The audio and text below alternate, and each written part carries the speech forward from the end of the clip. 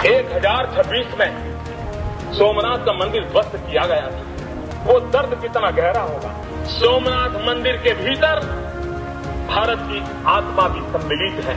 सरदार पटेल ने हिंदुस्तान को सोमनाथ के रूप में सांस्कृतिक चेतना का जो मंदिर दिया है, उसके लिए न सिर्फ गुजरात, पूरा देश गौरव अनुभव करता है। मैं उन वीरों को भी नमन करना चाहता हूं जिन्होंने सदियों तक सोमनाथ की रक्षा करने के लिए अपने प्राणों को बलि चढ़ा दिया। जय जय सोमनाथ।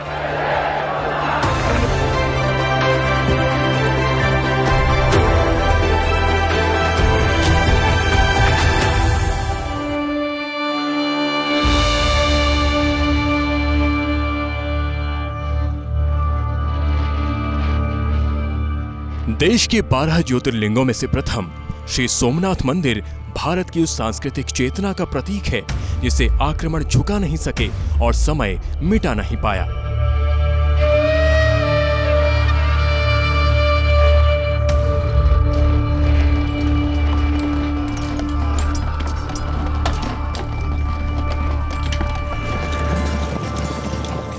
एक 1026 ईस्वी में जब सोमनाथ पर पहला आक्रमण हुआ तो निशाना सिर्फ मंदिर और उसका वैभव नहीं था।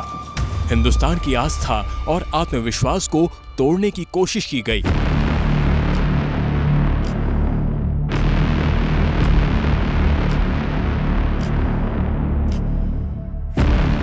जो मिटाने आए वो यहाँ पर समय की धूल बन गए। सदियां गुजर गईं, लेकिन स्मृति और संकल्प दोनों जिंदा रहे और आज सोमनाथ मंदिर अपनी भव्यता के साथ खड़ा है। सोमनाथ मंदिर का पुनर्निर्माण स्वतंत्रता के बाद सरदार पटेल के प्रयासों से 1951 में हुआ और अब आज उसी सनातनी शौर्य के 1000 वर्षों का महापर्व देश मना रहा है।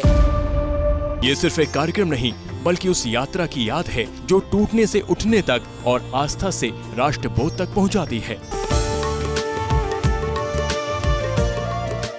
इतिहास के पन्नों पर सोमनाथ से जुड़ी कई कहानियां आज भी बिखरी पड़ी हैं। जब हिंदुस्तान में आस्था को आतंक से कुचलने की तमाम कोशिश हुई थी, जिसका जिक्र प्रधानमंत्री नरेंद्र मोदी कई बार कर चुके हैं। सत्य को असत्य से हराया नहीं जा सकता, आस्था को आतंक से कुचला नहीं जा सकता। इस मंदिर को सैकड़ों सालों के इतिहास में कितनी ही बार तोड़ा गया, लेकिन इसे जितने भी बार गिराया गया वे उतनी ही बार उठ खड़ा हुआ। और आतंक का यह अध्याय अटल बिहारी वाजपेयी के सीने में भी बरसों से शूल बनकर चुभ रहा था, जिसका जिक्र आज से 30 साल पहले उन्होंने खुद किया था जब वो 1978 के अपने अफगानिस्तान दौरे की कहानी सुना रहे थे। विदेश मंत्री के नाते मैं अफगानिस्तान गया था। आपको सुनकर ताज्जुब होगा। अफगानिस्तान के अपने मेजबानों से मैंने कहा मैं गजनी जाना चाहता हूं, गजनी। पहले वो मेरी बात उनकी समझ में नहीं आई। कहने लगे गजनी तो कोई टूरिस्ट स्पॉट नहीं है, गजनी में कोई 5 स्टार होटल नहीं है, गजनी में आप जाकर क्या करेंगे, गजनी में आप जाकर क्या देखेंगे। मैं उन्हें पूरी बात नहीं बता सकता। मेरे हृदय में कहीं गजनी कांटे की तरह से चुभ रहा है। जब से मैंने गजनी से आए एक लुटेरे की कथा पढ़ी है और किशोरावस्था में पढ़ी है।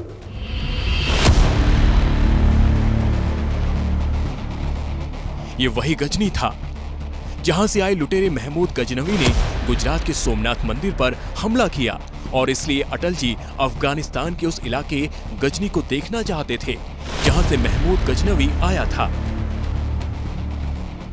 मैं देखना चाहता था वो गजनी कैसा है। आपको सुनकर ताज्जुब होगा, महमूद गजनी का अफगानिस्तान के इतिहास में कोई स्थान नहीं है।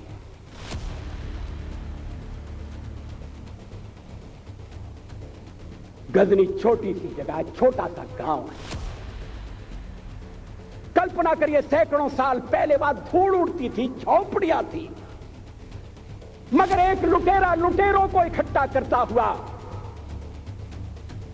सोने की चिड़िया को लूटने के लिए चला आया। वो लुटेरा सोमनाथ के मंदिर तक चला गया। और देखिए, जब वक्त बदलता है तो ऐसी तस्वीरें सामने आती हैं, आज के सोमनाथ की और आज के गजनी की। सोमनाथ मंदिर बीजेपी के लिए सिर्फ एक धार्मिक स्थल नहीं रहा, ये उस सोच का प्रतीक बन गया जहां इतिहास, आस्था और राष्ट्र की पहचान एक साथ खड़ी होती है। 1990 में लाल कृष्ण आडवाणी ने अपनी पहली बड़ी यात्रा इसी सोमनाथ से शुरू की थी।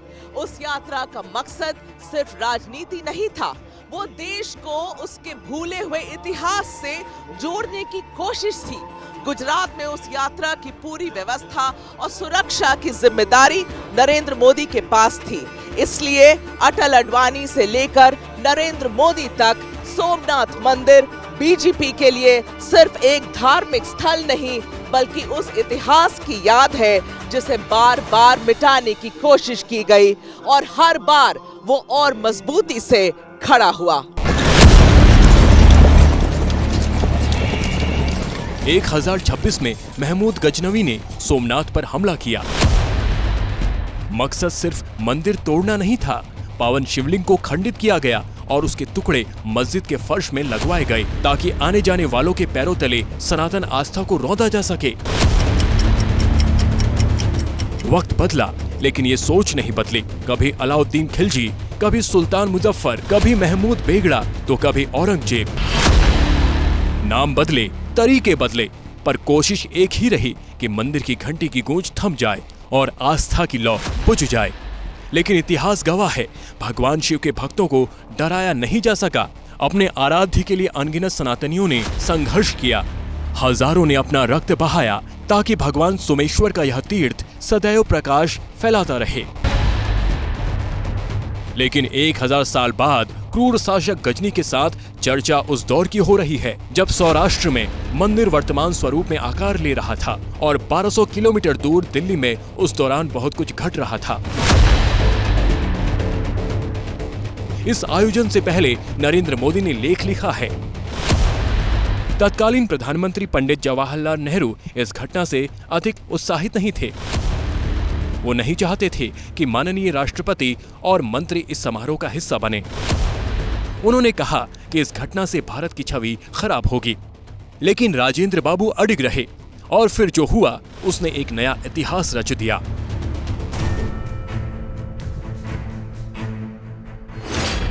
इसी के बाद बीजेपी ने प्रेस कॉन्फ्रेंस करके आरोप लगाया कि अतीत में सोमनाथ को मोहम्मद गजनी और खिलजी ने लूटा, लेकिन आजाद भारत में भगवान सोमनाथ से सबसे अधिक नफरत पंडित नेहरू को थी।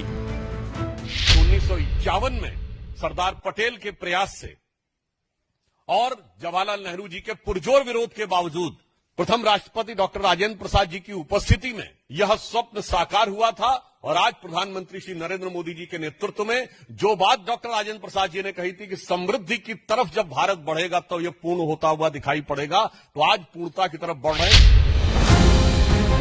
बीजेपी ने नेहरू जी की उन 17 चिट्ठियों को सामने रखा जिनसे सोमनाथ स्वाभिमान पर्व से पहले आज की सियासत में उबाल आ चुका है। सरदार पटेल के साथ सोमनाथ मंदिर के पुनर्निर्माण में अहम भूमिका निभा रहे के मुंशी ने तत्कालीन राष्ट्रपति डॉक्टर राजेंद्र प्रसाद को उद्घाटन के लिए आमंत्रित किया। यहीं से देश के पहले बड़े वैचारिक मतभेद में से एक सामने आया। पीएम नेहरू ने राष्ट्रपति को सोमनाथ मंदिर न जाने की सलाह दी। नेहरू का तर्क ये था कि भारत एक धर्मनिरपेक्ष देश है और राष्ट्रपति की मौजूदगी किसी मंदिर कार्यक्रम में गलत संदेश दे सकती है, लेकिन डॉक्टर राजेंद्र प्रसाद इस सलाह से सहमत नहीं हुए। उन्होंने साफ कहा कि वे सोमनाथ मंदिर राष्ट्रपति के तौर पर नहीं बल्कि एक नागरिक के रूप में जा रहे हैं।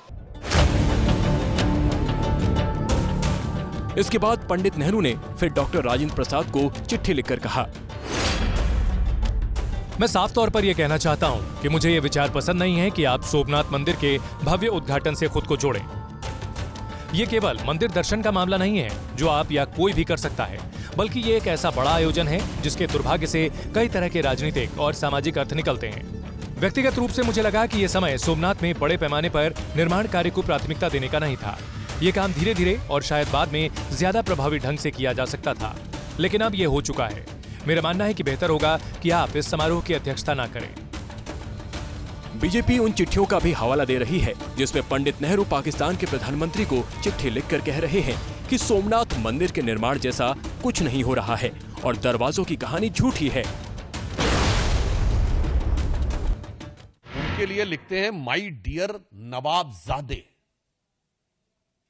यानी वो डियर भी हैं और नवाबजादे भी हैं। सम्मान से अभिभूत होकर वो ये कह रहे हैं कि मैं ये बात स्पष्ट करना चाहता हूं कि जो सोमनाथ का मंदिर में हो रहा है वो बिल्कुल गलत है, उसको लेकर कोई प्रचार दुष्प्रचार नहीं करना चाहिए। तो साहब वो ये कहते हैं कि जब महाराजा रणजीत सिंह ने काबुल जीता था तो उन्होंने सबसे पहले सोमनाथ के उन दरवाजों को मांगा था कि वो कहां हैं। ये पूरी तरह फॉल्स है। There is not an atom of truth in it. Pakistan से चीन तक नेहरू की लिखी चिट्ठियों पर सियासी स्याही 75 साल बाद चढ़ चुकी है। दरअसल पंडित नेहरू चाहते थे कि सोमनाथ मंदिर के पुनर्निर्माण में सरकारी पैसे का इस्तेमाल न हो, भारत की धर्मनिरपेक्ष छवि बनी रहे।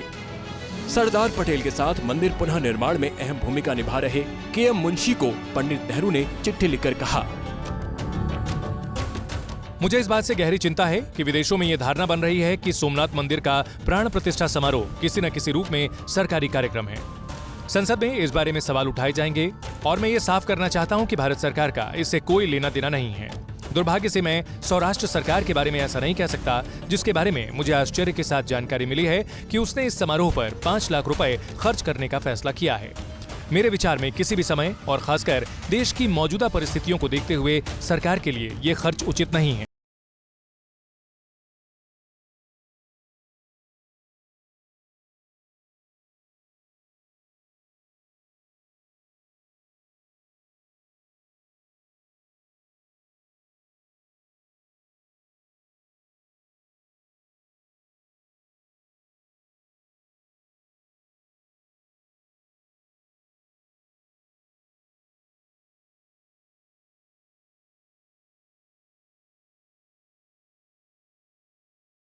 नाथ मंदिर अटल खड़ा हुआ।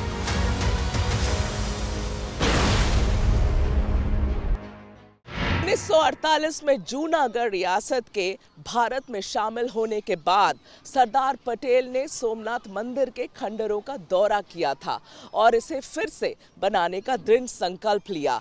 इसे गुलामी का घाव भरने और राष्ट्रीय गौरव का प्रतीक बताया। सरदार पटेल के निधन के 6 महीने के बाद पुनर्निर्माण का काम पूरा हुआ और मई 1951 में यह सोमनाथ मंदिर का स्वरूप बनकर तैयार हुआ और आम भक्तों के लिए इसे खोल दिया गया। ये घटना केवल एक इमारत का निर्माण नहीं बल्कि स्वतंत्र भारत की सांस्कृतिक पहचान और राष्ट्रीय गौरव की पुनर्स्थापना का प्रतीक बन गई, जैसा कि पटेल चाहते थे।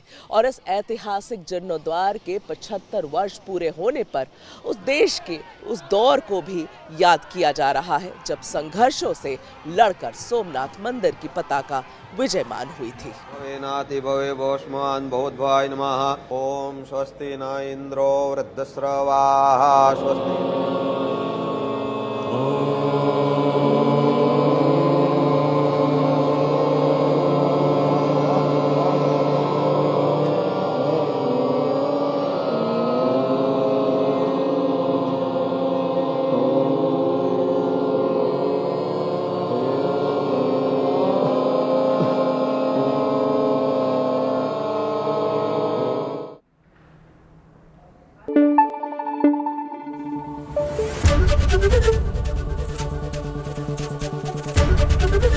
एबीपी न्यूज आपको रखे आगे।